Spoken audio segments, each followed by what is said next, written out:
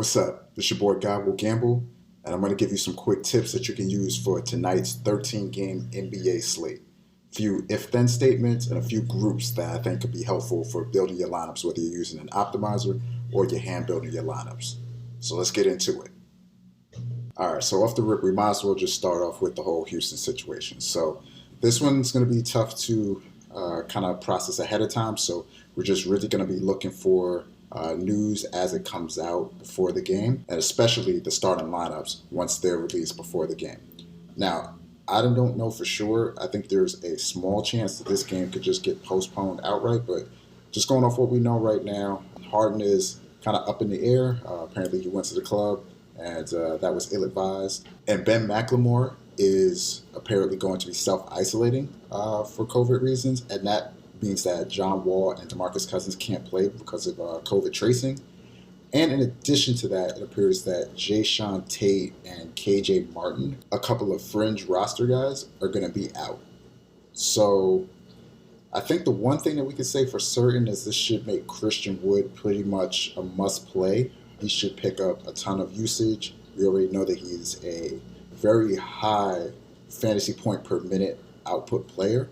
So given his salary, we're pretty much just going to want to smash him into our lineups in just about any format. He's going to be pretty popular, but I think that's the first place we can look. In addition to that, Eric Gordon and Daniel House, provided that they play, can both provide some scoring punch. So those are also some places you want to go with regard to some additional salary savings there also, so they could be helpful.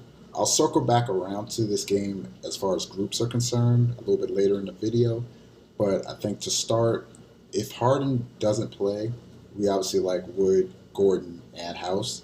If Harden does play, I think you can still play as much Christian Wood as you want, and I would maybe temper expectations a little bit on Eric Gordon in particular, since I think he stands to benefit the most from a Harden absence. Now, this one seems like it should be a non-issue, but it should be noted that Chris Paul was a game-time decision with the ankle. It seems like he may have been upgraded to probable. We still want to keep a close eye on the news there, even though he's probable. We have seen sometimes in the past where we think a player is probable that they get ruled out afterward. In this case, the Phoenix Suns and Dallas Mavericks play in the last game of the night at 10:30, and they're the only game that tips off at that time. So the reason why this could be a little bit tricky is because if you end up with Chris Paul in your lineup and you don't have any way to swap anywhere else, you could end up with either a dead player in your lineup or having to make a really suboptimal switch to someone like Cameron Payne or Javon Carter, who wouldn't necessarily benefit as much or really provide you the upside that you get from just having a healthy Chris Paul in your lineup. So what I would recommend is definitely keeping a close eye on the news. If Chris Paul happens to be ruled out, then I think that Devin Booker and also DeAndre Ayton should pick up the bulk of the scoring output. So we could definitely look there. And in particular, Devin Booker, since I think he would handle the ball a lot. We saw last year when Ricky Rubio was out, we wanted Devin Booker in our lineups a ton because he would handle the ball a lot more, have a higher assist rate, and just produce more fantasy output. So we should definitely look to him as a primary beneficiary if Chris Paul is out. And I think that the way that you would want to approach this, if you want to be on the safe side, is to make sure that if you're playing Chris Paul, maybe in a tournament lineup, especially in a cash game lineup, and you're a little bit uncertain about the news, then to make sure that you pair him with someone else that's not at the point guard position. So not Luka Doncic, but someone else. And the reason why you would want to do that is because if Chris Paul does happen to be ruled out, then that would allow you to make two swaps where maybe you could swap down at one position somewhere else and swap up to Luka at point guard, or just make some type of multi-way swap, maybe down to a value option and up to another position. So definitely keep that in mind. I think it's unlikely that you end up having to use that strategy, but rather be safe than sorry. You know, as we saw in the last week of NFL, we got some surprise news in NFL that kind of kept us on our toes and ready for NBA. So just want to keep that in mind. Lastly, for the if-then statements, this one probably won't get as much traction because it's not as high a profile player or situation. But Tristan Thompson is a game time decision for Boston. Now, he was expected to be one of the primary bigs, whether he was going to be starting at center or coming off the bench, was expected to get a decent amount of run in the front court for Boston. So his absence does open up a solid amount of opportunity for another player. So a couple of things could end up happening here. I think the first thing is we could end up seeing some Robert Williams. Robert Williams is a very highly productive fantasy point per possession player. So if he were to soak up some extra minutes, we could look at him at 4,000 as a value option at center. I think that would be viable, particularly in tournaments. In addition to that, he's already showing up as a solid value, even though he doesn't have a very high upside. But Daniel Tice would pick up a few more minutes, and that could give a little bit of a boost to him. So he could be someone, if you're looking for a little bit of a safer salary saving option at power forward, then Daniel Tice would be in play. And then in addition to that, I think it would be more likely that Boston could go a little bit smaller in this matchup against Milwaukee. So I wouldn't rule out a potential boost to Jason Tatum and maybe even Jaylen Brown, in that they could end up playing just more of the 3 and the 4 actually in game. So I think that would be a way that I would look at this particular piece of news. Seems pretty minor on the surface, but could have a decent ripple effect across a couple of positions for Boston. So you want to keep that in mind. Tristan Thompson seems to be probable as of now. He was a game time decision a little bit earlier. So as always, you want to be keeping track of the news. If you're on Twitter, there's a bunch of different sources that you can use to find out about what's going on leading up to the slate. You definitely want to be in tune and make sure that you have an opportunity to edit your lineups leading up to main lock, of course, but then also if you're watching any news for any players in particular in your lineups leading up to the start of those games, and making sure that you have a backup plan or a process in place where you can adjust some things, whether you're using an optimizer or your hand building. So now on to the groups, and I'll circle back to Phoenix for the first illustration of the groups that I think I would be looking to make tonight. So I should mention that it's a 13-game slate. Generally, on the larger slates, I'm going to be more specific with the rules that I create. And the reason why is because normally there's going to be a higher score on larger slates, just given the number of potential players that could reach ceiling or outlier performances. And you want to try to avoid potential negative correlations as much as you can, especially players that can impact each other directly if one player is playing well and another player won't see the floor, or players that operate in similar manners, and if one player is playing better and has the ball in their hands a little bit more, that would take the ball out of their hand, out of the other player's hands. And that's what we have set up in Phoenix. So last year with Devin Booker and Ricky Rubio, we saw most times that either one of those players could have a really big performance, but it was not very likely that both of them would have big performances. And that's because on offense, they both, to be effective, would operate with the basketball. And Devin Booker, being a score-first player, if he was going to have the ball in his hands more, that would give him more opportunities to score, but also give him more opportunity at assist. With Ricky Rubio, he's not a scoring guard. So if he doesn't have the ball in his hands, he likely wasn't going to do anything.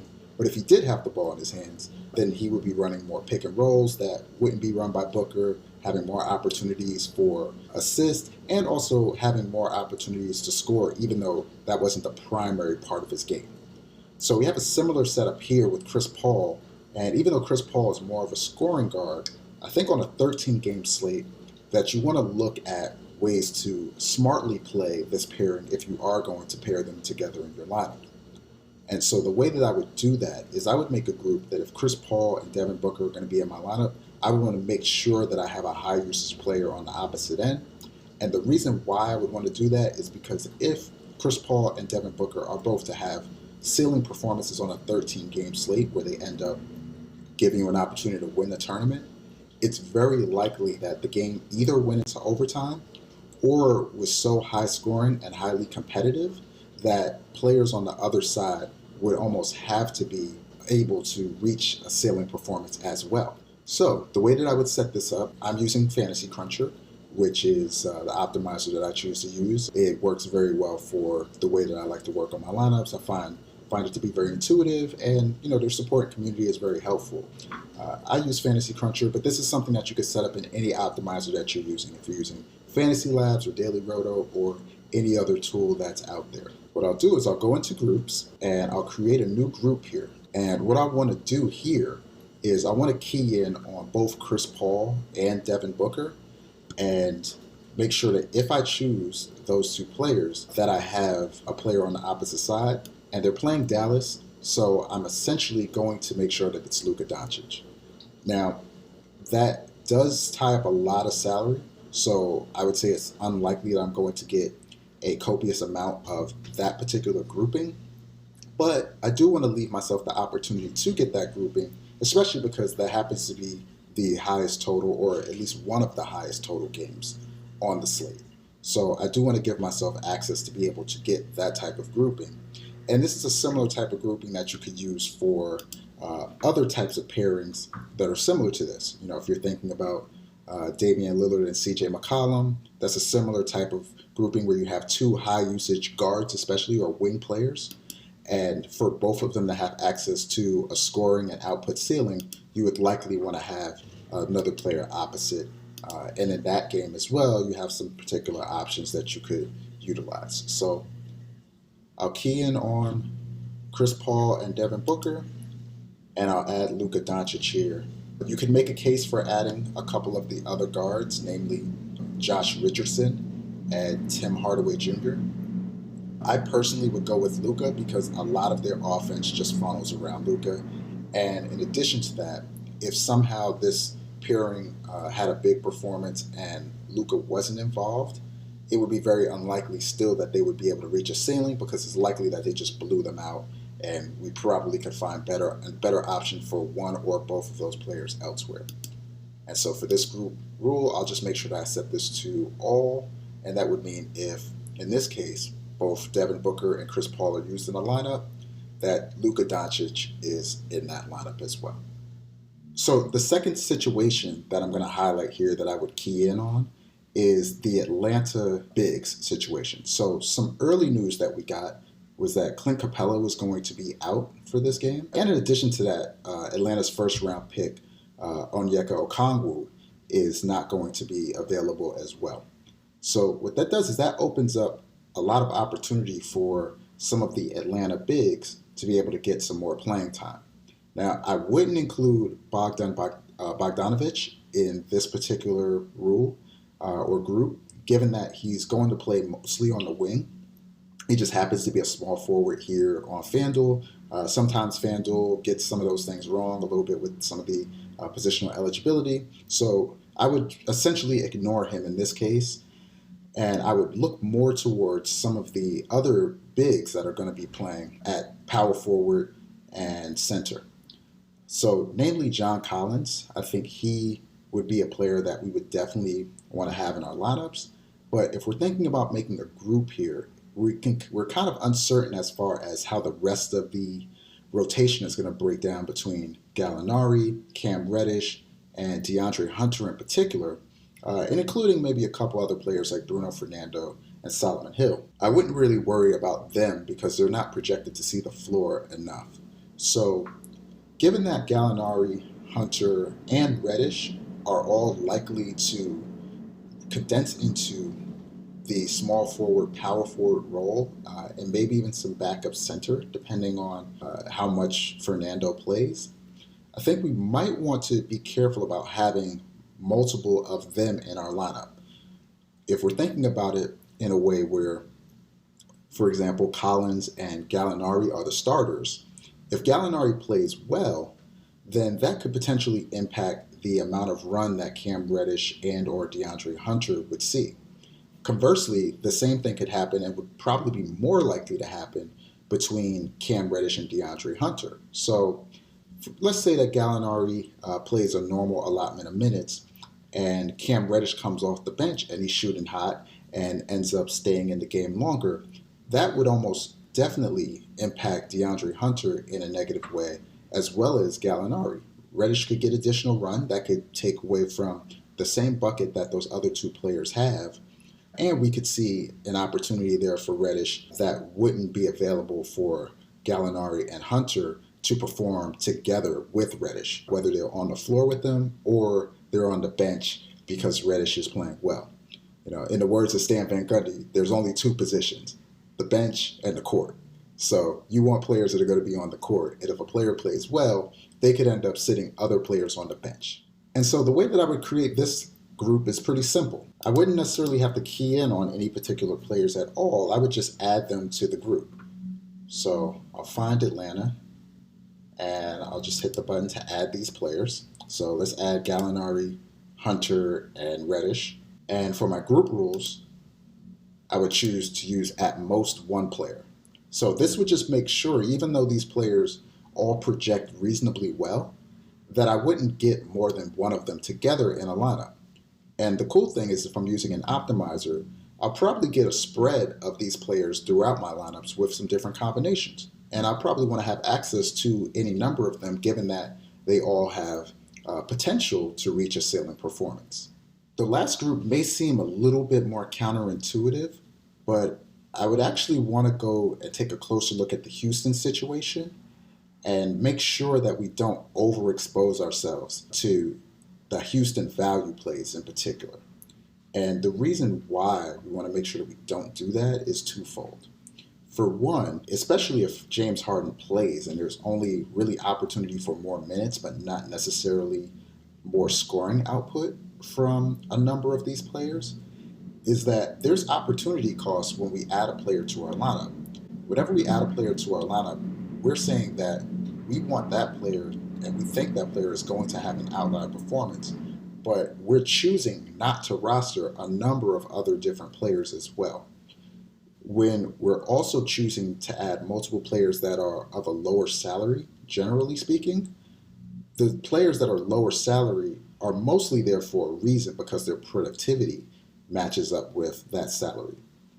And in this case, we wouldn't be able to get the same type of ceiling that we could, especially from multiple of these players, that we could get from going to another situation or using a different type of build that would give us a better chance at a ceiling. So I would actually want to limit the number of Houston value plays that we got to a reasonable amount, which means I definitely wouldn't want to play 4 min-priced Houston players in a lineup. Now, if Harden is out, then obviously we want the main 3 targets, in my opinion, Christian Wood, Eric Gordon, and Daniel House. And I think that we can roster them almost indiscriminately. You could set up a rule to not have more than 2 of these players if you wanted to. But in that case, we also wouldn't want to have more than 2 of these value plays as well. And if we're thinking about how that could add up, that would actually add up to 4 Houston players in our lineups, which I think could overexpose us to Houston without giving us access to a ceiling that we could get from another player elsewhere. So I would set this up in a similar way to the group that we set up for Atlanta. So I mentioned the impact of James Harden's potential absence to Houston and Christian Wood's season being in full effect. But we should also take note that James Harden was the only shooting guard above 9K on Fanduel. So the way this is going to impact the slate is pretty interesting. We're very likely to see most of the popularity that was going to Harden probably go on to Luka Doncic and to a slightly lesser extent Giannis Antetokounmpo. A lot more people are going to be paying down at shooting guard, which is going to allow them to pay up at the other positions. Luka was already going to be relatively popular, and I think a few other slightly less popular players that maybe were a little bit lower salary, like Trae Young or even Nikola Jokic, could end up picking up more popularity as well. We kind of have to stay in tune again to see what the news gives us and how we can adjust, and also how the field is likely to adjust as well, so we can make some good decisions there. But it is worth pointing out that the James Harden ripple effect doesn't just affect Houston, it affects the slate as a whole. So those are some quick tips, a few if-then statements, and a few groups to help you for this evening's main slate. the 13-game slate on Fanduel for Wednesday. If you enjoyed this content, definitely throw a like and subscribe. That helps the channel grow. I'm going to be giving more content out for NBA as the season goes along. I also do go live on Twitch and do Twitch streams for both NBA and NFL. My first NBA stream for this season is going to be tomorrow evening, Christmas Eve, at 10:30. So the link is in the description. So feel free to join. We'd love to have you there. I wish you the best of luck with all of your lineups. And until next time, peace.